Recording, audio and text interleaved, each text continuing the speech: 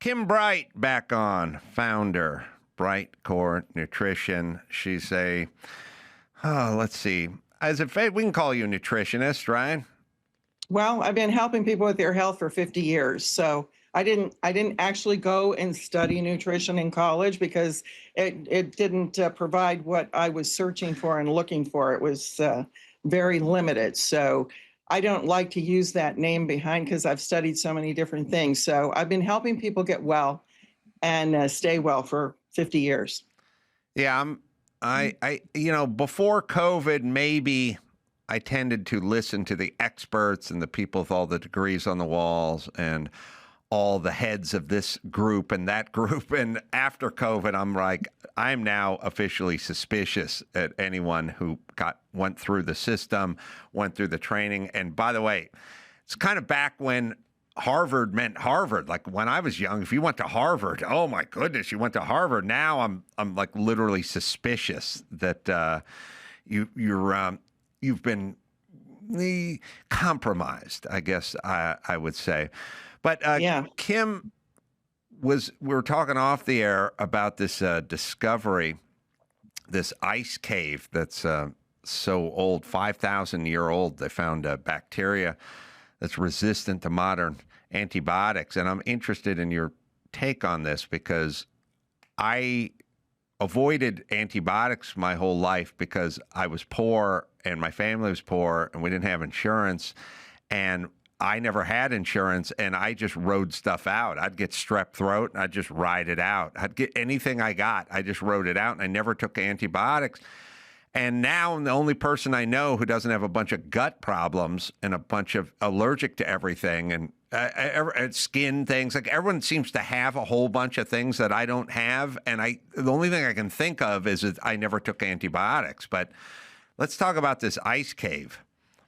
Well, it's interesting because they found this bacteria there, and you're lucky. Thank goodness your family didn't have the money to do that because you fought it off because you had good bacteria in your gut. But this cave, they found this bacteria that's 5,000 years old, and this particular strain resists all the commonly used antibiotics today. There's 10 of them that are being used to treat serious infections. So now they don't act against the serious infections. And this isn't the only thing that our current antibiotics aren't working on, Adam. I mean, there's something called antimicrobial resistance now, AMR, and they're calling this the next pandemic, with estimates ranging from 30 to 100 million deaths, they're saying, by 2050. Now, what happens is the antimicrobial resistance happens when germs like bacteria, viruses, fungi, and even parasites evolve to resist the medicines used to treat them, like this has done in this cave. But, let me read you some of the article titles. I study so many articles and research all day long, but I found this very interesting, these article titles that have come out just in the past week. This one's directly from the World Health Organization. And the next pandemic is already here. Antimicrobial resistance is upending centuries of achievements in global health. Hospital sewage fueling antibiotic-resistant bacteria. Superbug warning as doctors fear common infections could kill more people than cancer. And low-risk antibiotic has led to an almost unbeatable superbug. I mean, that's pretty crazy, right? I mean, infections are going to soon kill more people than cancer. Well, which would make it the second leading cause of death after heart disease then. Look, all nature is doing is trying to exist, whether it's a cockroach being, they talk about pesticides and they go, we got to kill these pests, but then future generations are not affected by the poison because they bred it out, and that's just nature. Cockroaches aren't good or bad. They're just nature being nature. And, nature's sort of like ivy. It just grows on the side of houses. And if you come back in a year, there'll be more of it. And you come back in 5 years, it's going to keep going. It just keeps going. So bacteria is trying to defeat whatever it's trying to exist, and whatever we throw at it, it'll continue to try to figure out, and it always wins.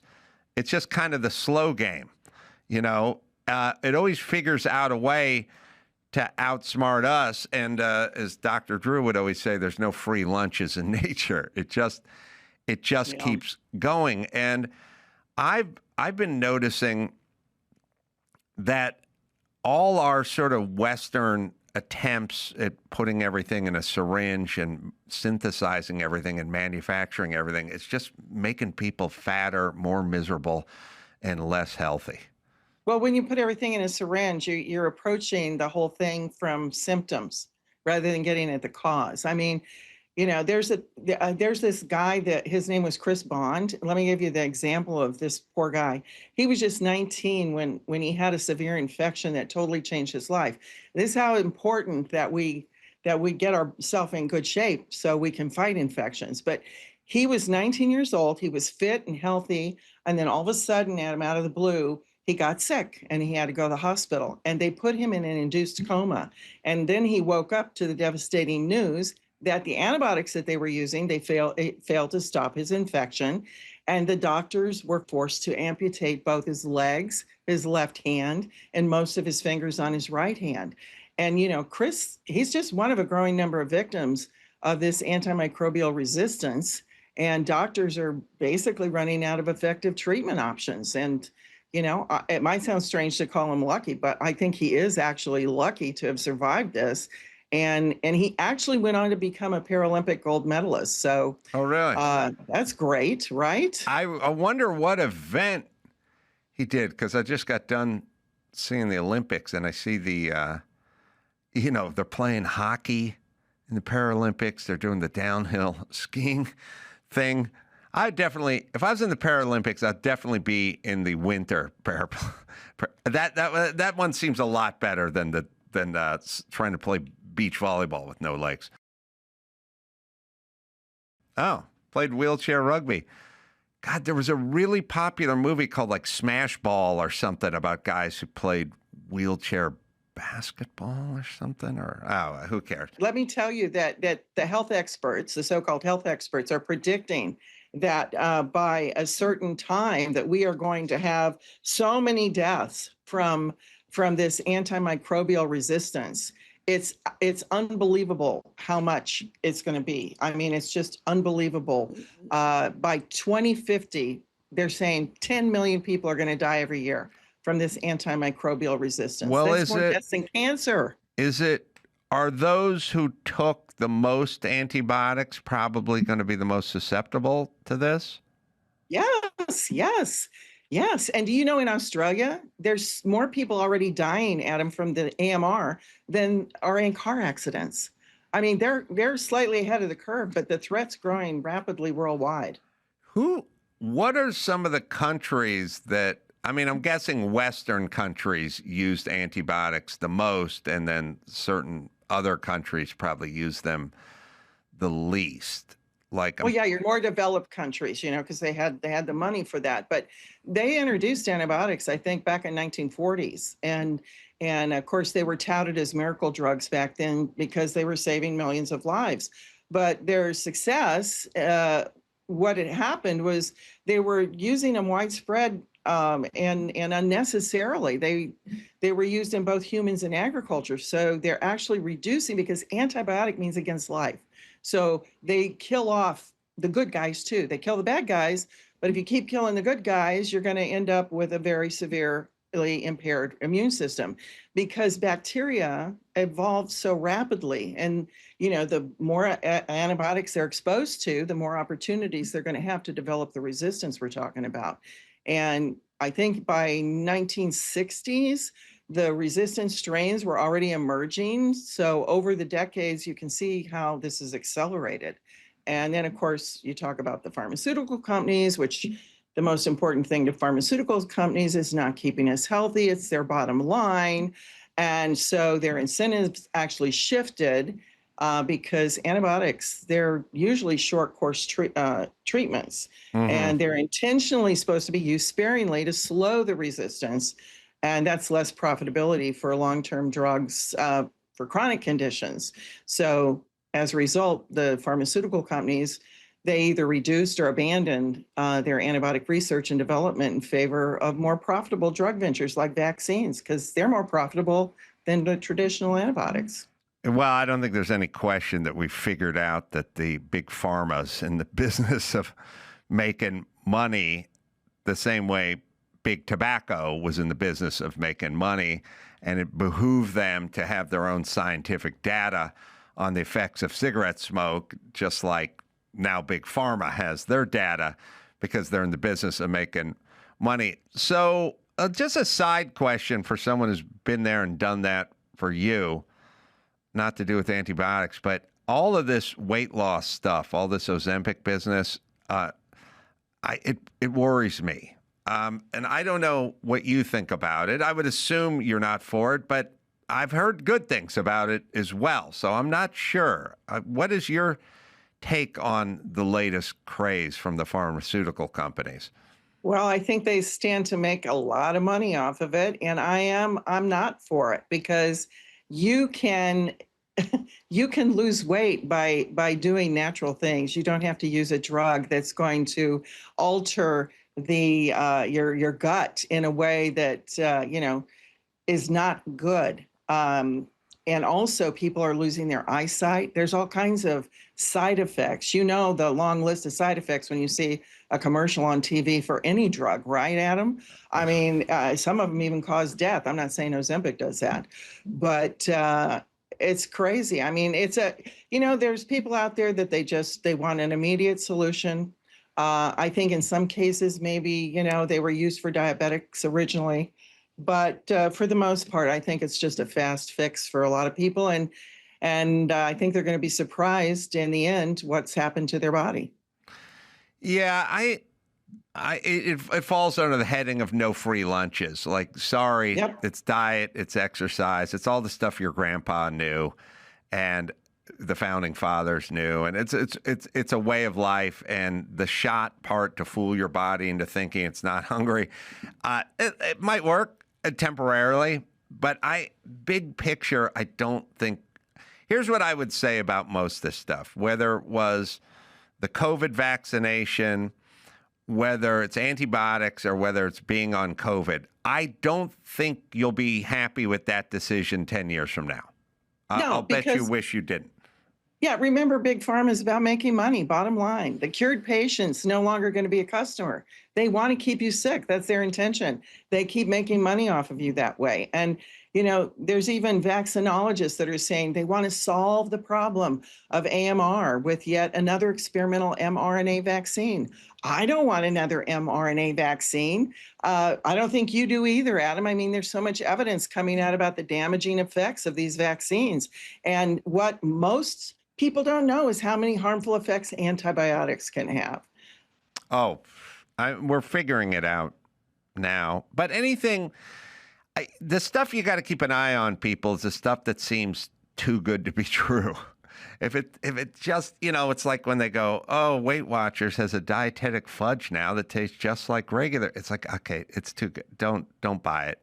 Just don't eat fudge. And then when you do eat fudge, have good fudge, but don't do it that often. And then go for a walk afterward. And nature will take care of you. Exactly. Marty Makary, these guys all turned out to be correct all through COVID, even though they were being attacked, right? Oh, yeah, they were all right. They were all correct. But I know there's a clip of Marty Makary we wanted to look at. The agency, and this is common of regulatory agencies, tend to fall behind and not be able to keep up with the times. I agree. We talked about that. The microbiome is the biggest frontier of medicine that we are not talking about, that we need to talk about. We know things mess up the microbiome and directly result in diseases. One of the biggest studies in modern medicine that has been ignored, and I think one of the most important studies, has been a recent study out of the Mayo Clinic that looked at kids who got antibiotics in the first 2 years of life and then tracked them as to what diseases they developed later. Now, why would antibiotics potentially cause disease? Well, the theory is that we know antibiotics alter the microbiome. It's almost like carpet bombing parts of the microbiome. Yeah. And you get bacterial overgrowth. We don't know what to do with it. We know overgrowth is associated with inflammation. And so here's I just wrote down some of these study results. The kids I that love got this. antibiotics in the first 2 years of life, 20% higher rate of obesity, 21% higher rate of learning disabilities, 32% higher risk of developing attention deficit disorder, 90% higher rate of asthma, 90% higher rates of asthma in kids that were given multiple antibiotic dosages. Any antibiotic exposure in the first 2 years of life. And there was what we call a dose-dependent relationship. The more courses of antibiotics a kid got, the greater the risk of obesity, learning disabilities, ADHD, asthma. Celiac had a 200, nearly 300% higher risk if a kid took antibiotics. Wow. Crohn's disease, nearly a 300. All these diseases are going up. Yeah. If you just use your kind of horse sense, old-fashioned mind, you'll get to a lot of answers, which is I have said repeatedly, how come Crohn's disease didn't exist when I was younger? How come no one was allergic to peanut butter? How come no one was allergic to wheat? No one was allergic. First off, when I grew up, nobody was allergic to anything. It was very rare. There was a couple, maybe a couple of hay fever nerds or something around, but I never knew. I hung out. All I did was hang out with other kids. That's all I did. As my whole childhood was just me and a whole group of neighborhood guys, and everyone ran around. There was no dietary restrictions. There's no allergies. There was nothing. And Crohn's didn't exist. And neither did all this other hyper deficit disorder and all these disorders. I sit around and see commercials for fixing everyone's stomach. Everyone's got Crohn's. Everyone's got some reflux. Everyone has everything. And I'm like, how's it possible that none of this existed and now it all existed? And don't tell me this is how we evolved. There's some corollary. Something caused this. And I think we're finding out what it is. Yeah, and let me just read you a few of the endless amounts of study titles that measure the damage of antibiotics. You heard Dr. Marty McCary there. I mean, I found this amazing, and this is only a few of what I found, but antibiotic therapy is associated with an increased incidence of cancer. Antibiotic use associated with a multitude of chronic diseases. Higher antibiotic exposure is linked to increased risk of Parkinson's disease. We know that's on a huge rise. Antibiotic exposure linked to increased colon cancer. Antibiotic use and risk of cause-specific mortality. Antibiotics can cause harm to flu patients. Antibiotics in childhood have been linked to increased risk of mental illness. Antibiotics after breast cancer linked to lower survival rates. Antibiotics in older women may increase heart disease risk, and antibiotic use linked to greater risk of heart disease and stroke. That's just a few of the list that I compiled from the use of antibiotics. Yeah. And, goes on and on. What all these studies, though, have in common, Adam, is the damage to the gut microbiome. Yeah, our gut microbiomes directly link to our longevity, our healthy aging, and the risk of chronic disease. Yeah, it's just the amount of people I see now who explain to me what they can't eat versus those people when I was a kid, non-existent.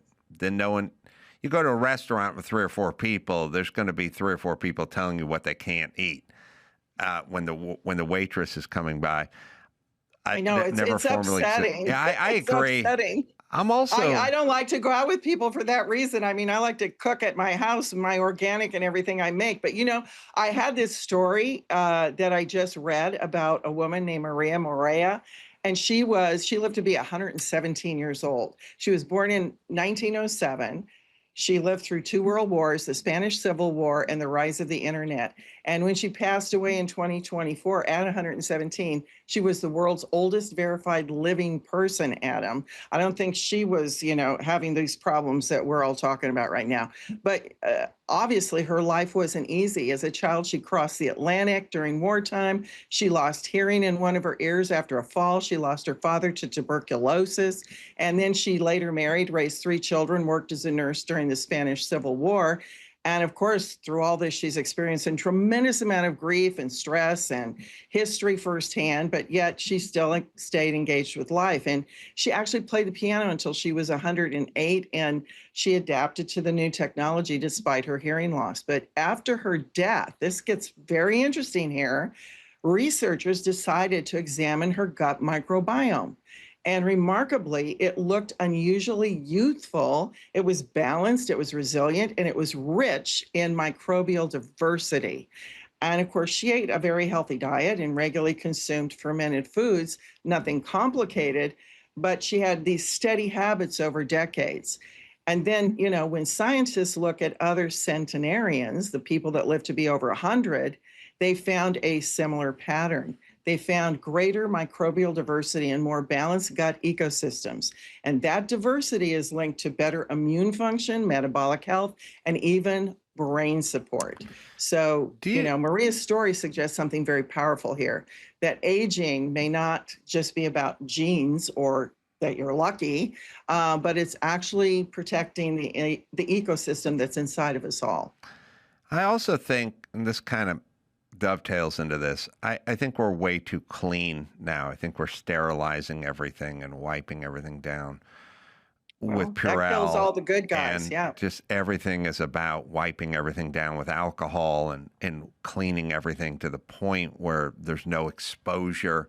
There's nothing for your immune system to work out against, push on. They always do those studies of the Amish people who have the outdoor dogs who come indoors and out. Those kids have no allergies. The ones that live in the Manhattan apartments with the windows closed all day have all the allergies. So, But the moral of the story is you need to kind of expose yourself to stuff and not try to kill every germ that's either on a counter or in your gut. I can't remember. I think I was watching Ron Johnson, maybe Senator Ron Johnson, I think. I'm bringing this up to you, Andrew. He did a whole thing of having to take Pepcid and all this stuff with acid reflux or whatever. And it's the same thing. You get sort of perpetually married to these pills that you have to take before every dinner, and eventually it becomes a self-fulfilling prophecy. And he ended up curing it through some old-fashioned measure, but it's basically you have to take this pill because you have acid reflux, and at a certain point you have acid reflux because of the pill, and next thing you know, they've sold you $1 million worth of pills, and you're on it your entire life. So that's right. We talk, and longevity too isn't just about adding years. It's maintaining the quality of those years through a diverse, resilient gut. That's the strongest indicator of how well you're truly aging. And if you've got to take that kind of stuff, your gut is not in balance. It has dysbiosis. It's got more bad guys than good guys because your gut, Adam's made up of microbes, both good and bad from the time you're born. And this collection of the microbes collectively make up the gut microbiome. And when you take antibiotics or you take all those things you just mentioned, you're killing off all the good microbes, and you're creating a state of dysbiosis in your gut. And dysbiosis is the cause of every health issue, and the microbial diversity will automatically decrease as we age, regardless of antibiotic use or other influences. But the presence of the good bacteria in our gut is what helps prevent harmful microbials from taking over. And the best way to prevent and treat that dysbiosis and the multitude of accompanying health consequences is actually to consume a centuries-old food called kimchi, because it's the only fermented food that contains over 900 unique strains of beneficial bacteria. Yep. Well, I took mine this morning. It's, cooking up kimchi or heating up kimchi. It's, if you live in a small apartment, it can fill the air with the scent. It's an acquired taste for most folk. But in the pill form, it's pretty easy. I just take them with whatever other vitamins I'm taking that morning. Oh, by the way, Senator Ron Johnson reveals he cured his acid reflux by hydrochloric acid after years of Zantac, Prilosec, and Nexium. Yeah, well, this grandpa knew right. Grandma, they knew what they were doing. That's right. And too, I wanted to say that kimchi helps your body fight off viruses like the flu. So you don't need flu shots like that. One recent study found that it could actually slow down the growth of the H1N1 flu virus. And a big reason for that is because it supports your immune system. 70 to 80% of our immunity is housed in our gut.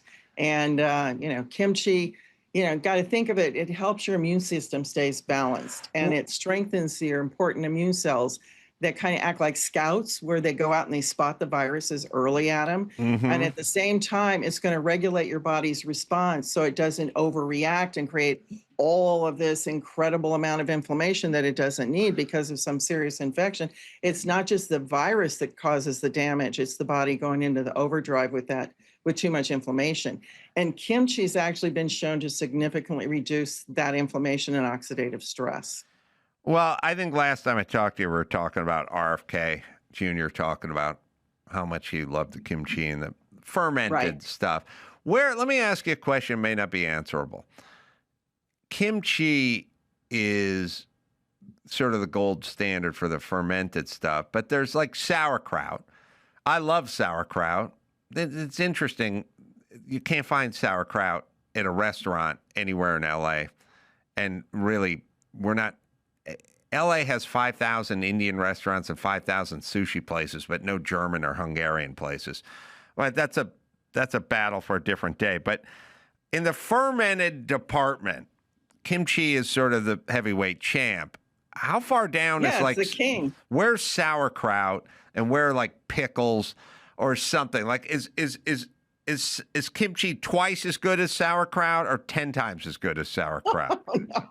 Guess this: 900 plus beneficial bacterial strains in kimchi and 28 strains of beneficial bacteria in sauerkraut. Oh, really? Eat your sauerkraut if you like it, but you're only getting 28 strains. So, there's your answer. And, during the early days of COVID-19, Adam, South Korea had a much lower death rate compared to any other country. And that's where kimchi started.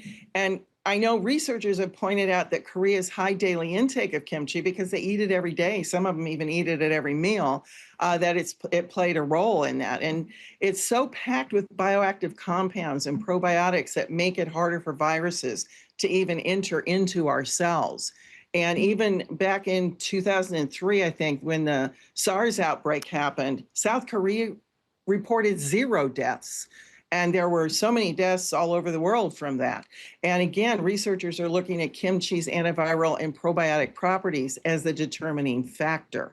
So, kimchi's got powerful, what they call antifungal properties. And that's because it's rich in the beneficial bacteria like Lactobacillus plantarum and Lactobacillus sakei. And as kimchi ferments, these bacteria naturally are producing compounds that make it really hard for molds and yeast and parasites to grow.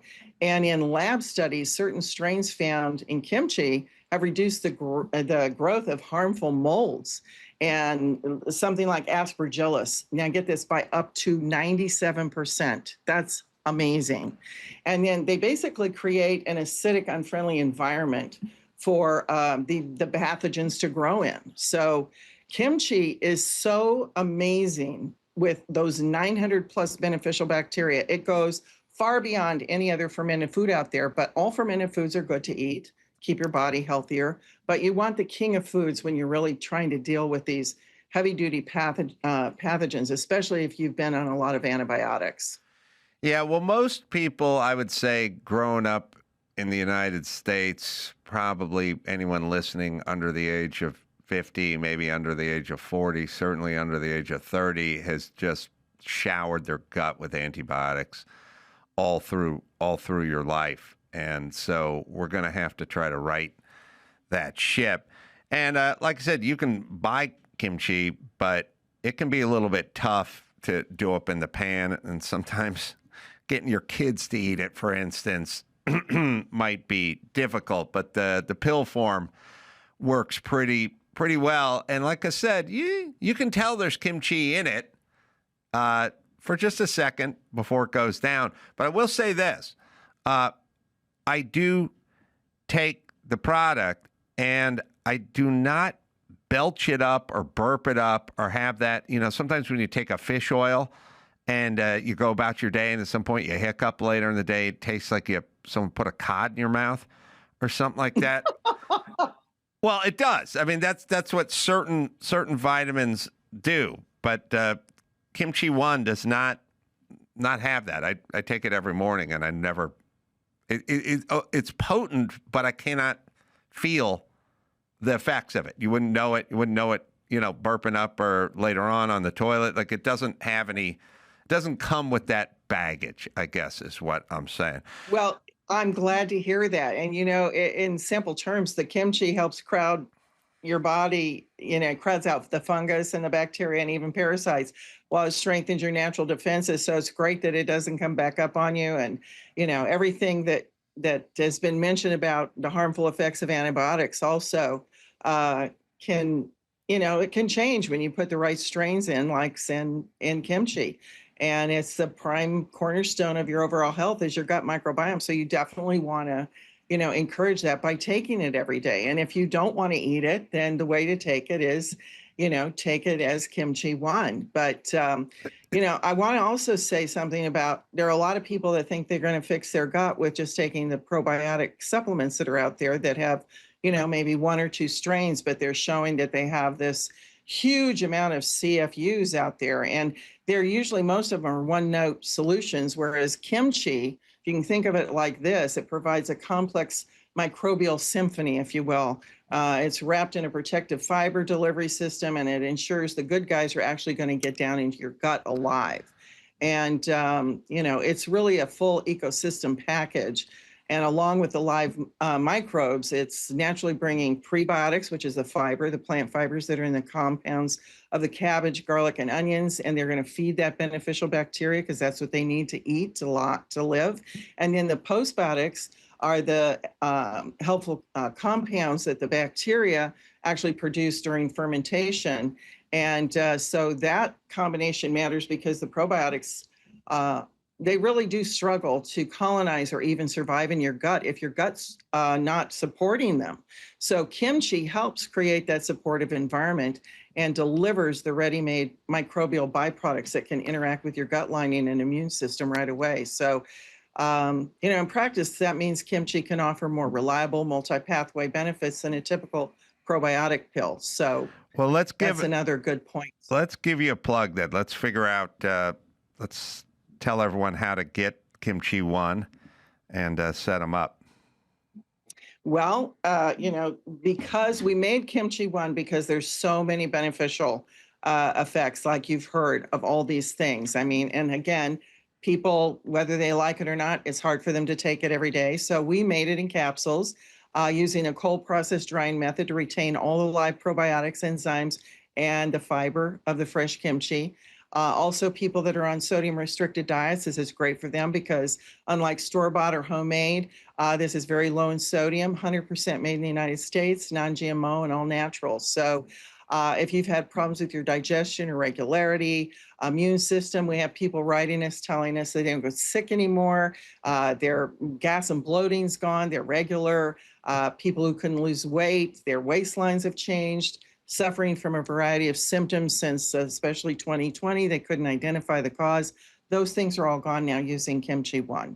So the special that we can offer for your viewers today is they can get 25% off their order of kimchi by going to brightcore.com/Adam and use the code Adam, or you can get up to 50% off with your order and free shipping when you call 888-418-0915. And, I started this company 29 years ago. It's a small family-owned business. So we're not a fly-by-night. We've been here for a long time. And we love having people call in so we can talk to you, answer your questions, and make sure that this product's right for you. And so we're going to incentivize you even further to call by giving the first 100 callers a free bottle of our Thrive with their order. And our Thrive is a curcumin turmeric complex that we combine with ginger and black pepper extract. And that helps combat inflammation, boosts brain function, and even promotes good liver health. So, you want the best discounts and you want that free bottle of Thrive, then you need to call 888-418-0915, Adam. Thanks, Kim. I take it every day.